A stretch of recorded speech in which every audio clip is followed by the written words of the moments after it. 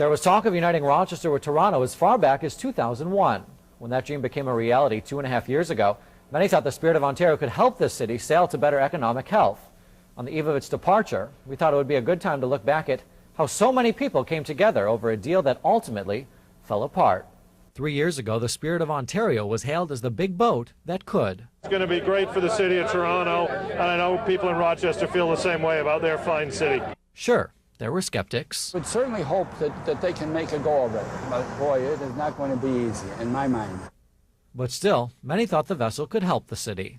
It was wonderful. We absolutely enjoyed it. Smooth as glass. Dozens of setbacks and obstacles, including a collision with a New York City pier that ripped a 6-foot gash in the vessel, didn't stop it. But low ridership and financial burdens ultimately sunk the ship. The ferry was virtually empty. That was from the Fast Ferry's first public voyage from Rochester. There's certainly no crowds to deal with. An ominous sign of things that were to come. Close to 700 tickets were still available. The ferry can carry 744 passengers. CATS had to call all the people on their waiting list yesterday afternoon. The Fast Ferry was carrying only around 50 people that day, but still, people looked at the bright side. It's almost like a private party here. A little too private to make the deal float. Fast forward to 2006. Every projection that we have looked at shows that we would not gain money, we would not make a profit, we would not break even.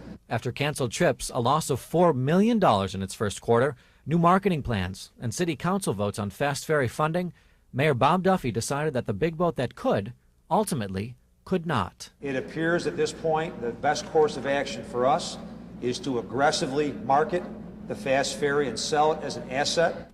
And tonight, the Spirit of Ontario sits in the Port of Rochester. Now, sources tell us the ship should leave the Port of Rochester sometime tomorrow. It's bound for Halifax, Nova Scotia. At this point, there's still no buyer. I'm Jason Torreano, News 10 NBC.